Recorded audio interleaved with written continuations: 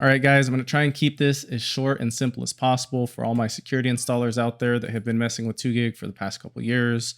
The cells, the 2GIG LTEV1 and the 2GIG LTEA for the GC2 have been operating on the 19.3 firmware, and the most recent cells coming out are now requiring the 19.4 software, and that kind of ruins the process for the updater tools. You can do it with the laptop. I'll create a separate video on that. It's kind of a little bit more tedious, so I'm hoping this works for most people.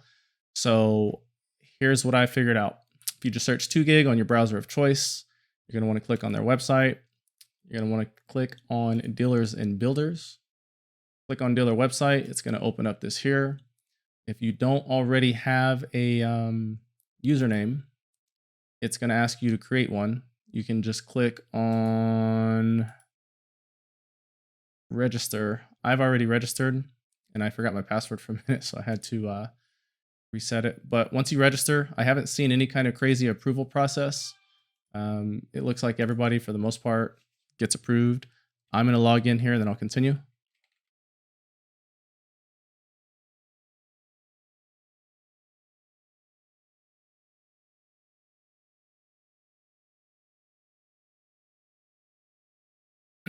Once you log in, this is what you're going to see.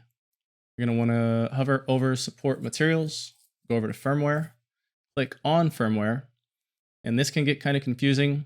This is the firmware you're going to need here for the updater, or for the update via laptop. Once again, I'll create another video on that later. For now, you're going to want to click on the links that have the updater tool pictured. Obviously, notice the difference here, the GC2E. The GC2E firmware does not upload in the same file like the GC2 and the secondary TS1 and TS2 firmwares do. They come together in the same package. So when you update the firmware on your updater tool for the GC2, it does also update the firmware for the secondary panels as well.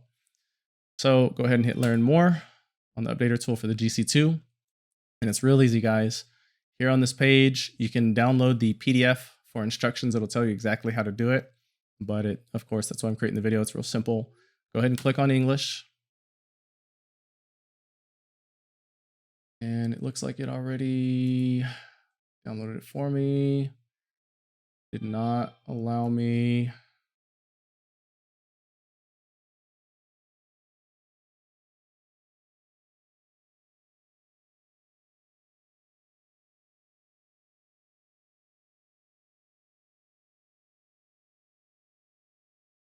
So I am going to take that file. Oh. Let me put it on my other screen here. I've got multiple, so I can show you guys what's going on. Just going to put it here in the middle for visibility. So you're going to want to extract all. Extract.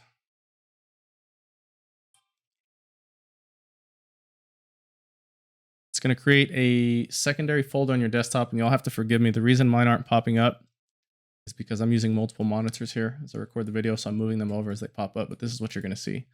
This is the original one you get. You got to right click and extract it.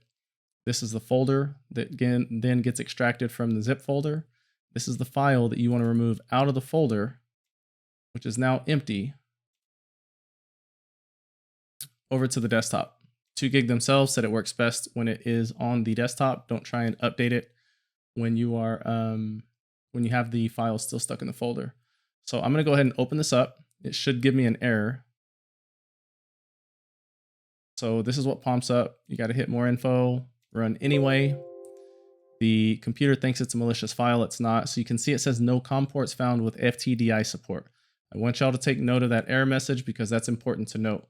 What that might mean is the cable you connect to your updater tool might not support data. It might be a power-only USB micro cable.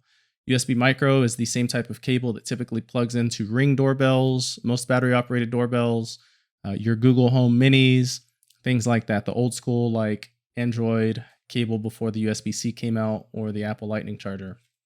So if you plug it in and you try and turn this on and your device powers up, but you still get this error message, your updater tool, and this error message still pops up, it's because that cable is not data supported. Now, for example, if I go ahead and hit OK, I've got a verified cable on mine because I've already done my update. I'm going to plug in my device. You might have heard the beep on my mic as well as the computer audio. and I'm getting flashes showing me the current version. I've already got 1.19.4 on there. The first firmware is the GC2, the second, the 1.16.01 is the secondaries. In the 1.23 that pops up, I thought at some point was the GC2E, but they kept telling me at 2 gig that they're not all the same. You need a different updater for the GC2E. So anyways, now if we open up this file, this is what pops up. So mine is showing update is not required, right? Because I already have the most current firmware. But this will pop up and say update is required. You hit start update, you'll see the blue status bar start going along as if you're transferring or deleting a file. When it gets to the end, do not just unplug your updater device because it can destroy it immediately. You're going to get a secondary prompt that pops up and says verifying update. Wait for that to finish and wait for the screen on your updater tool to actually say done, just like it will when you're using it to flash the firmware on a panel. Once it says done, you can go ahead and disconnect it and you're good to go. Same process as the old ones. Take the panel off, power it down, pull battery, plug in the updater tool, battery first, power cable second, and then hit the button. It'll update just like it did before. Again, 2 gig has told me that the 1.19.4 firmware is good for all new and old cells. But for now, Prahavi, our soup, I think he's going to try and get 2 updaters out to most people so we don't run into issues and we have a plan B just in case something happens. If you guys have any questions, feel free to hit Javi up. I'll pass the information along to Casey as well, and I will help you as I need to. The second video, like I said, how to update with a laptop is pretty intricate, so I'm going to kind of hold off on pushing that out unless people have no option or we run short on getting second updater tools for everybody. But other than that, I appreciate it, guys. Let me know if y'all need anything.